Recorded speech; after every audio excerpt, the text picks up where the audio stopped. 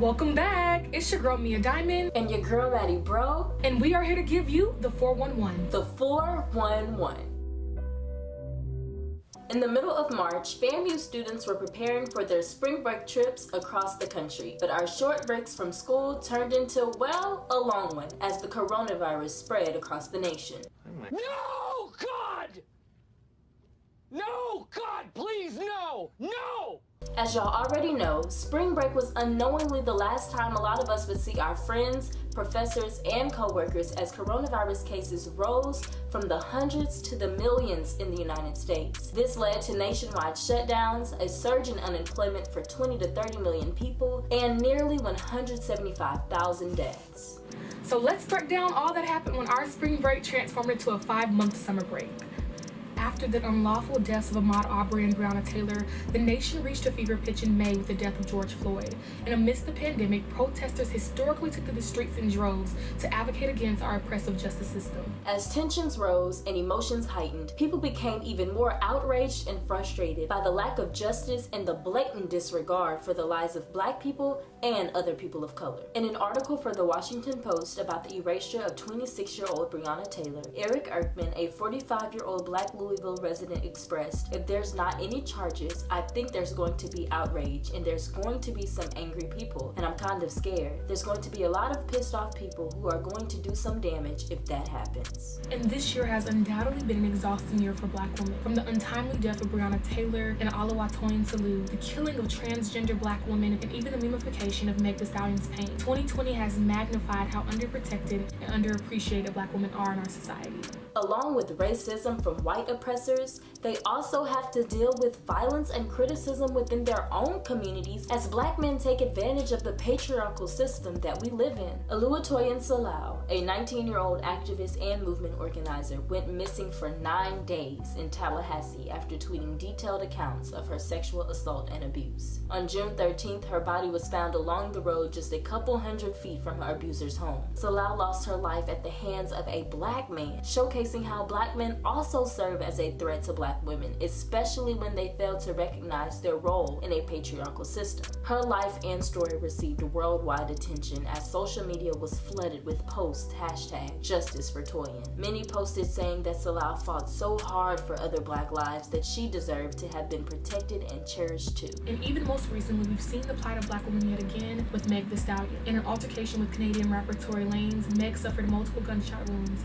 However, her serious, distressing, and life-changing experience was transformed into jokes and memes for social media. And as we continue discussing Black women in the media, recently California Senator Kamala Harris has been selected as the vice president candidate for Joe Biden. Though some question Harris's ethnicity and others question her credibility as Joe Biden's VP candidate, a CNN article states that the Howard graduate brought a rich history of Black womanhood with her and embraced what made her different at a moment afflicted by division in her acceptance speech. Harris shouted out her fellow HBCU brothers and sisters as other HBCU grads are currently shining in the realm of politics. Speaking of HBCUs, most recently we've seen FAMU alumni show out. Vincent Evans serves now at the helm of the Biden-Harris campaign as the political director for Kamala Harris, while Chevron Jones was newly elected as the first Black openly gay lawmaker of the Florida legislature. And while we are falling into a new season full of campaigns, Kanye West is not ready to turn over a new leaf as he is sticking to his MTV award promise of running for president this election year. While the rapper's candidacy may be a joke or a scheme to some, celebrities like Nick Cannon and Chance the Rapper give their full support in his campaign.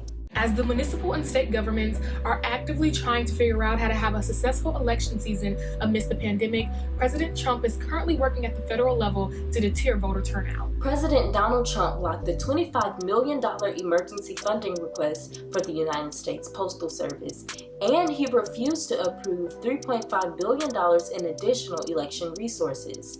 The USPS and their services will be very crucial to the 2020 election, and they won't be able to get their job done if they aren't granted with the resources that they need.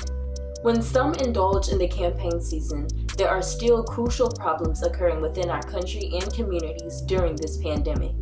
One includes teachers and educators right here in Tallahassee suing the Board of Education. This clash comes after an executive order issued in July that required all school districts must open brick and mortar schools at least 5 days a week for all students. teachers and parents were immediately concerned as rising COVID-19 cases continue to plague Florida, where the positivity rate for children younger than 18 is a whopping 13.4%, compared to the national average for all people, which is 8.5%. And with Florida emerging as a new hotspot for the coronavirus, it is the last of all places that need to be reopened for the school year. But with the lives of the youth in danger, it'll be extremely interesting to see how long this executive order will last. Incoming and returning students are transitioning into a new school year, leaving their families concerned for their safety and their education during a deadly pandemic. Especially for college students, most families send their children away to an environment without any parental contact or control. Incoming freshmen that didn't have a chance to experience graduation, grad bash, prom, and all of the senior year things are finally fleeing to this brand new milestone called college.